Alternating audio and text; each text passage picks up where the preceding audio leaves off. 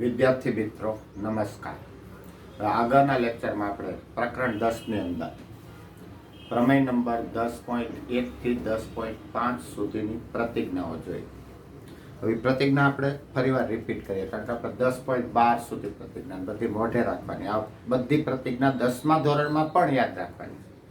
એમાં પહેલા તો આપણે એમ કીધું હતું કે પ્રમેય નંબર 10.1 10.1 છે કે વર્તુળની બે સમાન જીવા, આનું માપ 5 સેમી, આનું માપ પણ 5 સેમી. વર્તુળની બે સમાન જીવાએ વર્તુળના કેન્દ્ર આગળ આંતરેલા ખૂણા સમાન હોય. વર્તુળની સમાન જીવાએ વર્તુળના કેન્દ્ર આગળ આંતરેલા ખૂણા સમાન હોય. AOB તો જીવા AB એ O આગળ આંતરેલો ખૂણો, અને COD તો કે જીવા CD એ કેન્દ્ર O આગળ આંતરેલો ખૂણો. આ ખૂણાનું માપ ધારો કે 50 હોય તો આ ખૂણાનું માપ પણ 50 થાય. તો પ્રમેય 10.1 હતું કે વર્તુળની બે સમાન જીવાએ વર્તુળના કેન્દ્ર આગળ આંતરેલા ખૂણા સમાન. ચાલો એમાં 10.2 10.1 નું પ્રતિક વિધાન 10.2 પ્રતિક એટલે ઉલટું વિધાન કે વર્તુળના કેન્દ્ર આગળ સમાન ખૂણા આંતરે તેવી બે જીવાઓ સમાન હોય. યાદ રાખવાનું 10.1 માં તો કે સમાન જીવા અને એના કેન્દ્ર આગળ આંતરે ખૂણાઓ. કેન્દ્ર આગળ આંતરે એટલે બનાવે. તો ફરી વાર આમાં જ યાદ રાખવાનું, જીવા અને કેન્દ્ર આગળ આંતરેલ ખૂણા કે જો બે જીવા સમાન હોય તો કેન્દ્ર આગળ આંતરેલા ખૂણા સમાન હોય. આ એવો પ્રમેય 10.1.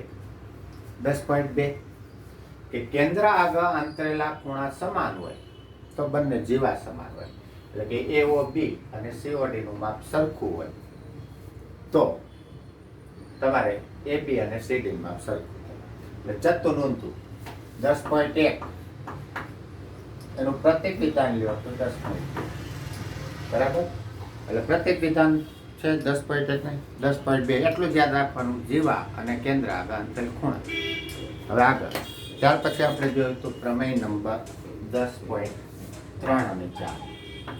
પ્રમેય નંબર 10.3 અને 4.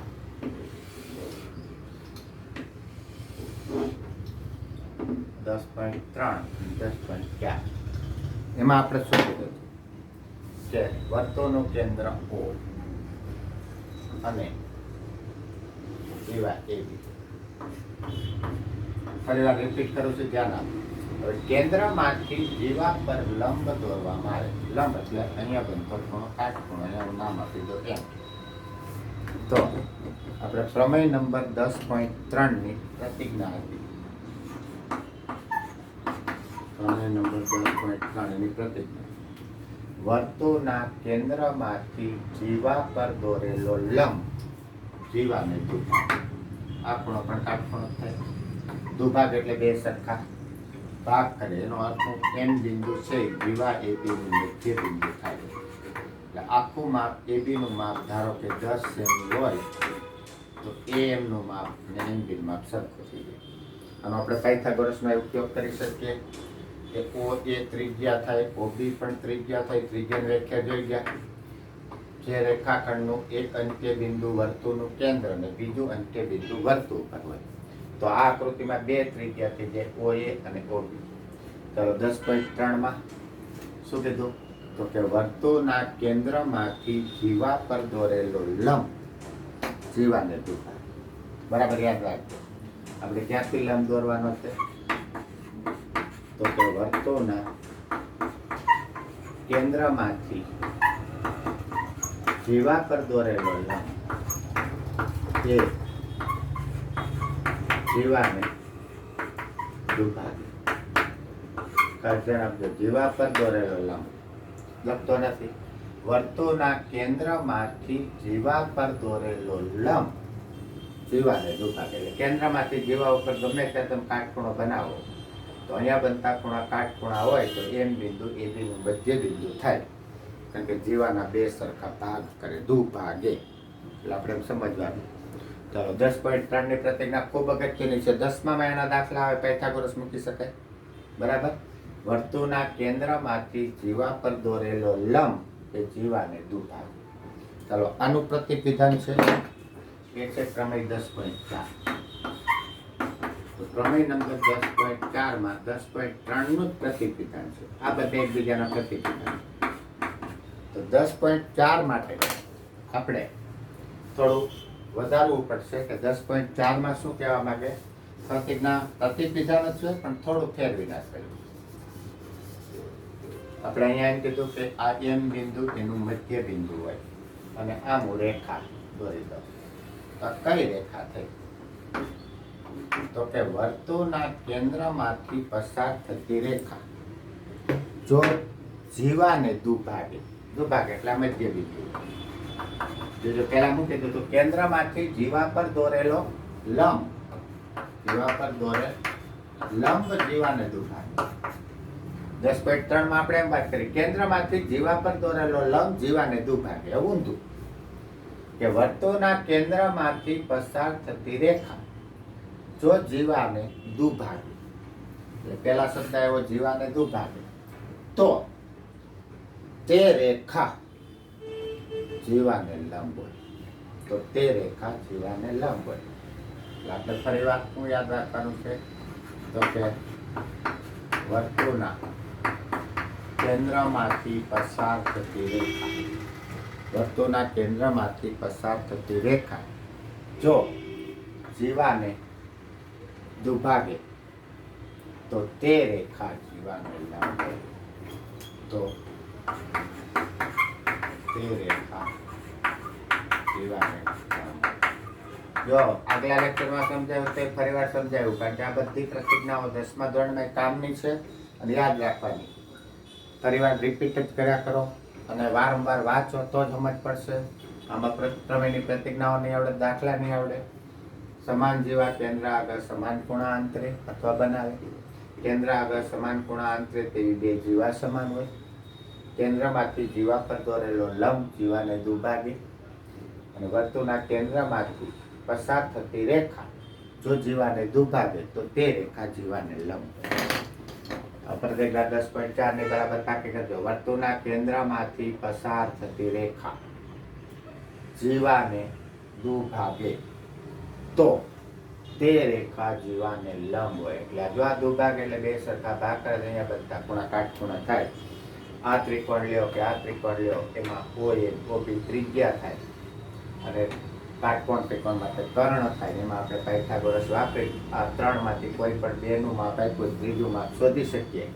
ધારો આ માપ 3 આપ્યું હોય, આ માપ 4 આપ્યું હોય, આ માપ મળશે 5 ત્રિજ્યા. અને આનું મેં તમને ઉદાહરણ આપી સમજાવ્યું. હવે પ્રમેય નંબર 10.5 રિપીટ કર્યું છે ફરી વખત 5-7 મિનિટ, કારણ કે આમાં ઘણા બધાને તકલીફ પડે છે. એટલે ચાલો પ્રમેય નંબર 10.5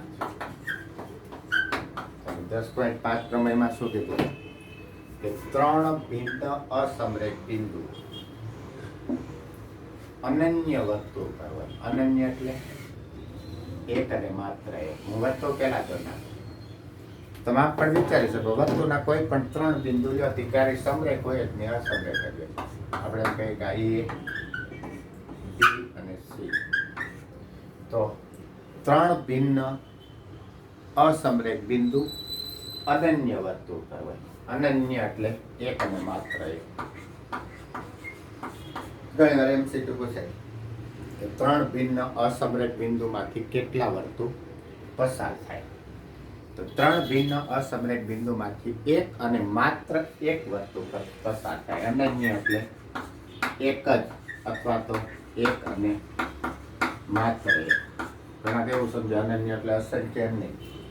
3 અસમરેખ બિંદુ આપ્યા હોય તેમાંથી અનન્ય વર્તુળ પસાર થાય. એમ પૂછ્યું 3 સમરેખ બિંદુમાંથી 3 સમરેખ બિંદુ હોય તેમાંથી એક પણ વર્તુળ પસાર ન થાય. કે વર્તુળના કોઈ પણ 3 બિંદુ ક્યારેય સમરેખ હોઈ શકે નહીં. વર્તુળના કોઈ પણ 3 બિંદુ હંમેશા અસમરેખા જોઈએ. કોઈ પણ 3 બિંદુ લો તમે અસમરેખા. હવે આમાં આપણે ધ્યાન આપવું પડશે કે ધારો કે તમને 3 બિંદુ અસમરેખાયેલા હોય, આપણે આમ લઈએ 3 બિંદુ અસમરેખા A, B અને C. અમે વર્તુળ જ નથી દોર્યું કે 3 બિંદુઓ અસમરેખ છે. હવે પ્રમેય એમ કીધું કે આ 3 બિંદુ અસમરેખ હોય તો એમાંથી અનન્ય વર્તુળ પસાર થાય તો એ અનન્ય વર્તુળ પર હોય, એક અને માત્ર એક જ વર્તુળ પર. હવે ધારો કે હું આ 3 અસમરેખ બિંદુ હોય તો એના વડે એક ત્રિકોણ બનાવી દઉં. 3 અસમરેખ બિંદુ લાવો તો એના વડે આપણે એક ત્રિકોણ બની જાય. ત્રિકોણ ABC, પછી ગમે તે પ્રકારનો લઘુકોણ, ગુરુકોણ, કાટકોણ. હવે ધારો કે આમાંથી વર્તુળ પસાર થાય, અત્યારે વર્તુળ દેખાતું નથી, પણ હું આમાંથી કોઈ પણ 2 બાજુનું લંબ દ્વિભાજક દોરું. લંબ દ્વિભાજક લે અને લંબ હોય અને 2 સરખા ભાગ કરે. હવે મારે BC નો લંબ દ્વિભાજક દોરવો હોય તો હું BC ના અડધા કરતા વધારે માપ લઉં. કોણા જેટલું? અડધાથી વધારે, એપ્રોક્સિમેટ ગમે એટલું માપ લેવાનું. BC જેટલું લો તો ચાલે. અડધા કરતા વધારે માપ લઈ અને C બિંદુને કેન્દ્ર રાખી અને આમ ઉપર નીચે 4 માપ. તમારા રચનામાં લંબ દ્વિભાજકની રચના પ્રાઇમરીમાં આવી ગઈ છે, આપણે 9માં ફરીવાર આવે છે. કોને કેન્દ્ર રાખ્યું મેં? C ને. અને ઉપર નીચે ચાપ મારી, બરાબર. એવી રીતે હું B બિંદુને કેન્દ્ર રાખું અને આમ ચાપ મારું. જોજો બરાબર, મેં એટલે જાણી જોઈને આમ. ઘણી વાર બરાબર સ્પષ્ટ ચોકડી ન પડતી હોય પાછું C બિંદુને કેન્દ્ર લઈ અને આપણે ચાપ મારી શકીએ. ચાલો, લંબ દ્વિભાજક કોઈ પણ રેખાખંડનો લંબ દ્વિભાજક દોરવો હોય તો શું કરવાનું? તો કે જે રેખાખંડનો લંબ દ્વિભાજક દોરતા હોય તેનું અડધા કરતા વધારે માપ લઈ ઉપર એક ચાપ, નીચે એક ચાપ. કોને કેન્દ્ર રાખ્યું હતું? C ને. હવે કોને કેન્દ્ર રાખું છું? B ને. અને ઉપર એક ચાપ અને નીચે એક ચાપ મારી દો તો આમાંથી પસાર થાય એવું હું રેખા દોરું. આ બંને બિંદુમાંથી પસાર થતી રેખા દોરું તો આ જે રેખા છે એ રેખાખંડ BC નો લંબ દ્વિભાજક કહેવાય. રેખાખંડ BC નો લંબ દ્વિભાજક કહેવાય. હું યાદ રાખ્યું લંબ દ્વિભાજક દોરવા માટે જે રેખાખંડનો લંબ દ્વિભાજક દોરવો હોય એનું અડધા કરતા વધારે માપ, કોઈ આખું BC માપ લે તો ચાલે, મેં અડધા કરતા વધારે માપ લીધું કારણ કે અડધાથી ઓછું માપ લે ચાપ છેદે નહીં, તો અડધાથી વધારે માપ લઈને એક ચાપ ઉપર એક ચાપ નીચે, B ને કેન્દ્ર લઈને, એવી રીતે C ને કેન્દ્ર લઈને એક ચાપ ઉપર એક ચાપ નીચે. હવે તમે AB નો લંબ દ્વિભાજક દોરો તો ચાલે ને AC નો લંબ દ્વિભાજક દોરો તો ચાલે. ચાલો, AC નો કે AB નો લંબ દ્વિભાજક આપણે AB નો દોરીએ. અડધાથી વધારમાં એપ્રોક્સિમેટ લેવાનું, કેટલું લેવાનું નહીં. ચાલો, એ બિંદુને કેન્દ્ર લઈ એક ચાપ ઉપર અને એક ચાપ નીચે. એ બી વચ્ચે આવવું જોઈએ, રેખાખંડ એ બી વચ્ચે આવી જવા જોઈએ. તો ઉપર નીચે ચાપ મારી. હવે એને કેન્દ્ર લીધું તો કોને કેન્દ્ર લાવ? તો કે B ને. ચાલો, એ ચોકડી પડવી જોઈએ, બરાબર લેવું. ચાલો, હવે AB નો લંબ દ્વિભાજક દોરો તો ચાલે ને AC નો લંબ દ્વિભાજક દોરો તોય ચાલે. તો A ને કેન્દ્ર લઈ ઉપર નીચે ચાપ, B ને કેન્દ્ર લઈ ઉપર નીચે ચાપ, એટલે AB વચ્ચે આવી જાય. હવે હું આમાંથી પસાર થાય એવું રેખા દોરું. આ બંને ચોકડી પડે, આ બિંદુમાંથી પસાર થતી રેખાથી કોનો લંબ દ્વિભાજક થશે? તો કે આ જે લંબ દ્વિભાજક થશે એ AB નો લંબ દ્વિભાજક. ચાલો, લંબ દ્વિભાજક દોરવાની રચના તમે જો ક્લાસમાં બેઠા હોય વધારે સમજ પડે, પણ આમાં હું વધારે પ્રયત્ન કરું કે જે રેખાખંડનો લંબ દ્વિભાજક દોરવો હોય તેમાં પરિકરમાં ત્રિજ્યા એ રેખાખંડના માપના અડધા કરતા વધારે રાખી એના અંત્ય બિંદુથી ઉપર નીચે ચાપ, BC વચ્ચે આવે, આમાં AB વચ્ચે આવે એમ ઉપર નીચે ચાપ, અને જ્યાં ચોકડી પડે એમાંથી પસાર થતી રેખા દોરો તે લંબ દ્વિભાજક થઈ જાય. હવે આ લંબ દ્વિભાજક જે બિંદુમાં છેદે એ બિંદુ આપણે કહીએ તો એ બિંદુ છે ને આ 3 બિંદુમાંથી પસાર થતા વર્તુળનું કેન્દ્ર હોય. બરાબર, ધ્યાન આપજો. ત્રણે ત્રણ ધારો હું 80 નો લંબ દ્વિભાજક દોરું તો આ બિંદુમાંથી જ પસાર થાય અને આ જે બિંદુ છે એ વર્તુળનું કેન્દ્ર બનશે. અસમરેખ બિંદુમાંથી પસાર થતા વર્તુળનું કેન્દ્ર બને. તો આને હું આમ લઉં કે હવે O ને કેન્દ્ર લઈ OA જેટલી ત્રિજ્યા. ફરી વાર જોજો, O ને કેન્દ્ર લઈ કોના જેટલી ત્રિજ્યા? OA. તો એ OC થાય અને OB થાય. બરાબર જોજો, O ને કેન્દ્ર લઈ અને OA જેટલી ત્રિજ્યા, O થી A અથવા O થી B અથવા O થી C, અને હું આમ વર્તુળ દોરું તો એ વર્તુળ ABC માંથી પસાર થાય. આ વર્તુળ છે ને ABC માંથી પસાર થાય. તો હવે તમને ખ્યાલ આવી જવો જોઈએ પ્રમેય પ્રતિજ્ઞા કેવા શું માંગે કે ત્રણ ભિન્ન અસમરેખ બિંદુ, મેં પેલા બિંદુ લઈ લીધા હતા, ત્રણ ભિન્ન અસમરેખ બિંદુ માંથી અનન્ય વર્તુળ પસાર થાય. અનન્ય એટલે એક અને માત્ર એક. બીજી રીતે કેવું હોય તો ત્રણ ભિન્ન અસમરેખ બિંદુ એક અને માત્ર એક જ વર્તુળ પર હોય. એક અને માત્ર એક જ વર્તુળ પર હોય. ચાલો આ પ્રતિજ્ઞા અગત્યની MCQ પૂછાય. બિંદુ અસમરેખ હોવા જોઈએ, સમરેખ નહીં. ત્રણ સમરેખ બિંદુમાંથી એક પણ વર્તુળ પસાર થતું નથી એટલે બિંદુ અસમરેખ હોય. હવે આ જે બિંદુ આવ્યું O બિંદુ, વર્તુળનું કેન્દ્ર, આ બિંદુને વર્તુળનું પરિકેન્દ્ર કહી શકાય. વર્તુળનું પરિકેન્દ્ર કહી શકાય. પરિકેન્દ્ર, બરાબર. હવે પહેલા તો આપણે પરિકેન્દ્ર શું કામ કહીએ તો એના પહેલા આપણે વ્યાખ્યા લઈએ પરિવૃત્ત. પરિવૃત્ત કોને કહેવાય? તો કે ત્રિકોણના ત્રણે ત્રણ શિરોબિંદુમાંથી પસાર થતા વર્તુળને ત્રિકોણનું પરિવૃત્ત કહેવાય. ત્રિકોણના ત્રણે ત્રણ શિરોબિંદુમાંથી પસાર થતા વર્તુળને ત્રિકોણનું પરિવૃત્ત કહેવાય. યાદ રાખવાનું છે ત્રિકોણના ત્રણે શિરોબિંદુમાંથી, ત્રિકોણના ત્રણેય શિરોબિંદુમાંથી પસાર થતા વર્તુળને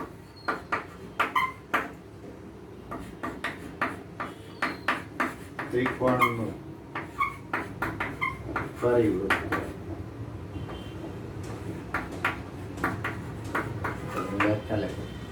ત્રિકોણના ત્રણે ત્રણ શિરોબિંદુમાંથી પસાર થતા વર્તુળને ત્રિકોણનું પરિવૃત્ત. આગળ ત્રિકોણના પરિવૃત્તના કેન્દ્રને પરિકેન્દ્ર કહેવાય. ત્રિકોણના પરિવૃત્તના કેન્દ્રને પરિકેન્દ્ર કહેવાય. સામાન્ય આપણે અહીંયા O પરિકેન્દ્ર, સામાન્ય રીતે પરિકેન્દ્ર P વડે દર્શાવે.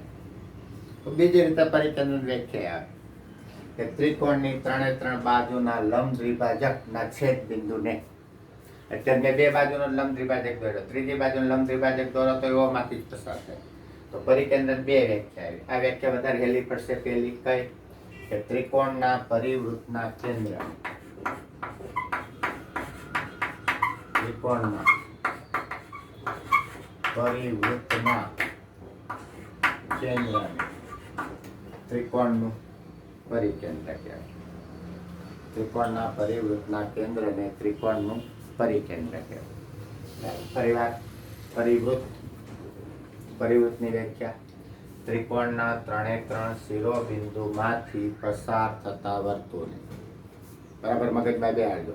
ત્રિકોણના ત્રણે ત્રણ શિરોબિંદુમાંથી પસાર થતા વર્તુળને ત્રિકોણનું પરિકેન્દ્ર કહેવાય.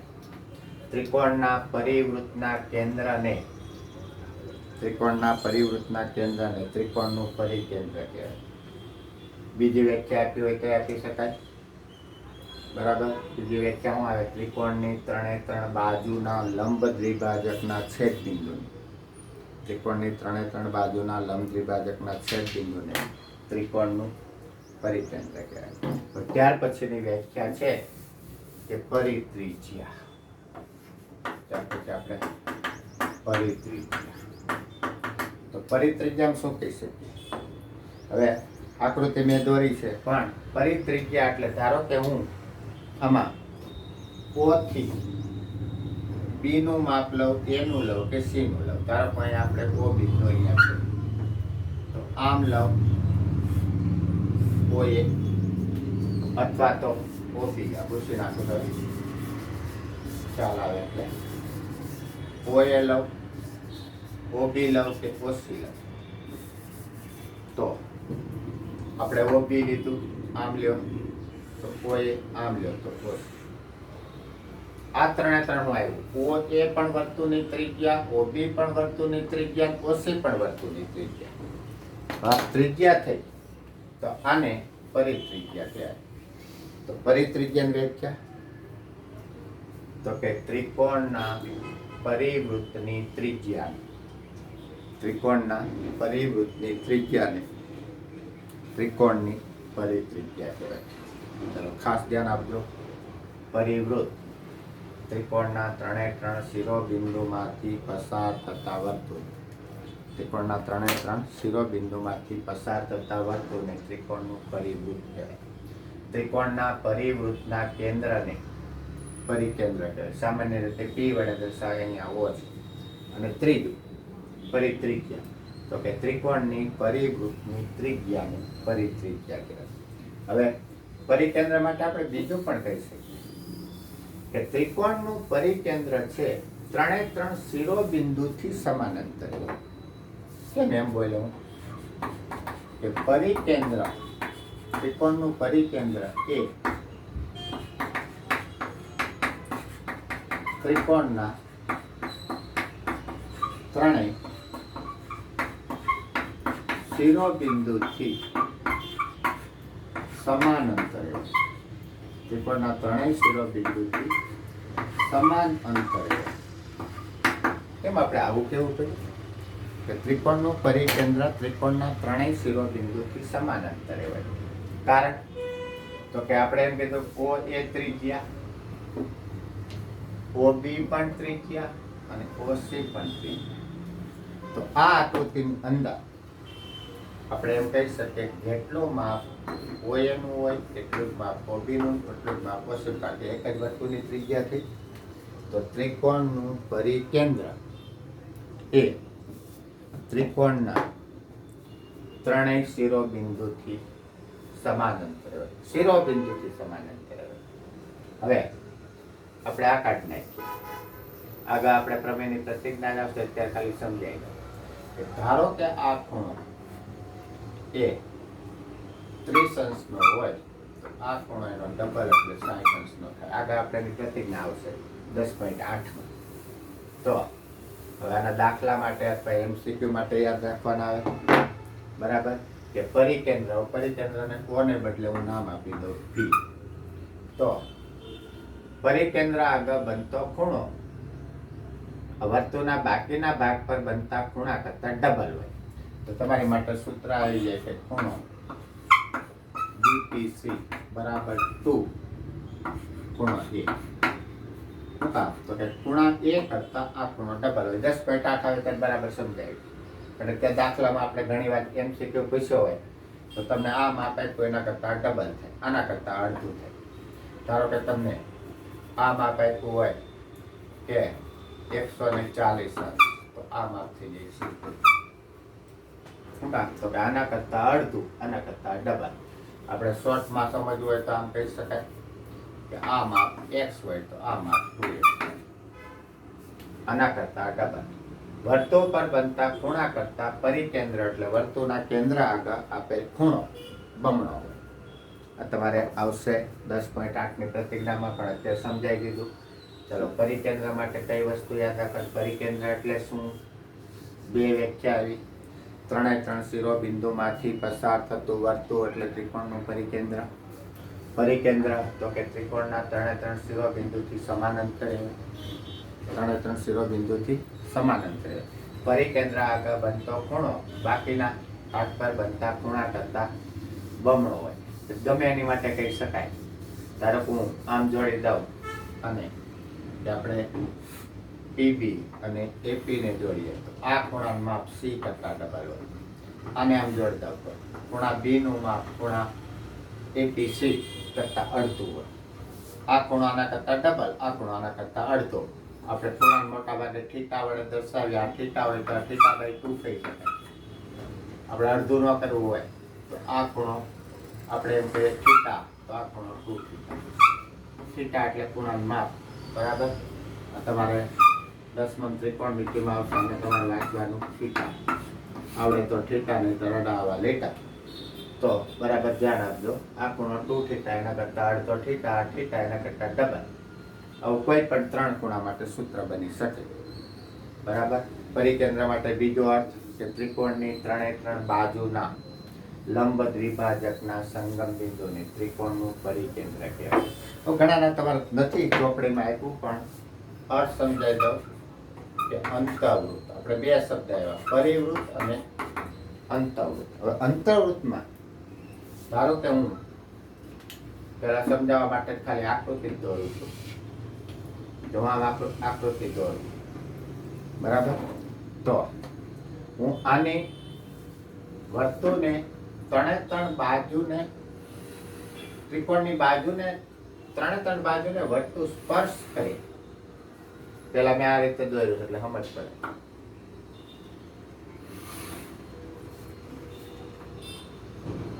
ડાયરેક્ટ અંતર્વૃત્ત દોરવા જાય આપણે રચના બનાવવી પડે. આને હું કહી દઉં ત્રિકોણ એબીસી. વર્તુળનું કેન્દ્ર O. આ વર્તુળ છે ને અંતર્વૃત્ત.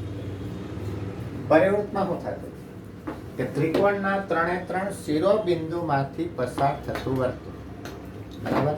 અહીંયા હું અંદર આમ ત્રિકોણ દોરતા.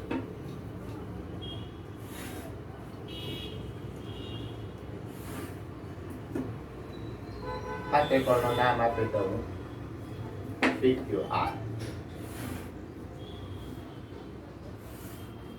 ચાલો, તો બે વસ્તુ સમજાય એટલે એક જ આકૃતિ બતાવ્યું કે ત્રિકોણ PQR માટે આ જે વર્તુળ છે પરિવૃત્ત છે, જ્યારે ત્રિકોણ ABC માટે આ વર્તુળ છે એ અંતઃવૃત્ત છે, બરાબર. તો અંતઃવૃત્તની વ્યાખ્યા તો કે ત્રિકોણની 3 બાજુને સ્પર્શતા વર્તુળને એનું અંતઃવૃત્ત છે. અને અંતઃવૃત્તના કેન્દ્રને અંતઃત્રિજ્યા કહેવાય. પેલામાં પરિત્રિજ્યામાં અંતઃત્રિજ્યા. પરિવૃત્તના કેન્દ્રને પરિકેન્દ્ર કહેવાય. અંતઃવૃત્તના કેન્દ્રને અંતઃકેન્દ્ર કહેવાય. અંતઃકેન્દ્ર આવે, બરાબર. અંતઃવૃત્તના કેન્દ્રને અંતઃકેન્દ્ર, પછી અંતઃત્રિજ્યા. હવે આ બિંદુ છે એ તમારે અહીંયા તમે આમ માપો, આમ માપો કે આમ માપો, બધું સરખું જ થાય, કારણ કે અંતઃવૃત્તની ત્રિજ્યા છે, બરાબર. તો અંતઃકેન્દ્ર એ ત્રિકોણની 3 બાજુથી સમાંતર. અંતઃકેન્દ્ર છે ત્રિકોણની 3 બાજુથી સમાંતર. ચાલો, પરિકેન્દ્ર ત્રિકોણના 3 શિરોબિંદુથી સમાંતર હોય. અંતઃકેન્દ્ર ત્રિકોણની 3 બાજુથી સમાંતર. બીજું, ત્રિકોણનું અંતઃકેન્દ્ર ત્રિકોણના અંદરના ભાગમાં જ હોય. પરિકેન્દ્રમાં એવું નથી બનતું. પરિકેન્દ્ર છે અંદરના ભાગમાં હોય, બહારના ભાગમાં હોય. અને કાટકોણ ત્રિકોણ હોય તો ત્રિકોણ પર પણ આવી શકે કે કાટકોણ ત્રિકોણનું પરિકેન્દ્ર કર્ણનું મધ્ય બિંદુ હોય. પછી આગળ સમજશું આપણે. તો આજે લીધું બધું પ્રમેય 10.5, એક જ વાક્યનો પ્રમેય હતો. 3 ભિન્ન અસમરેખ બિંદુઓ અનન્ય વર્તુળના બિંદુઓ હોય, પણ એના ઉપરથી તમારે પરિકેન્દ્ર, અંતઃકેન્દ્ર, પરિવૃત્ત, અંતઃવૃત્ત, પરિત્રિજ્યા, અંતઃત્રિજ્યા બધું ધ્યાન આપવાનું. 10મા ધોરણમાં ઘણી વાર MCQમાં કામ આવે. Thank you.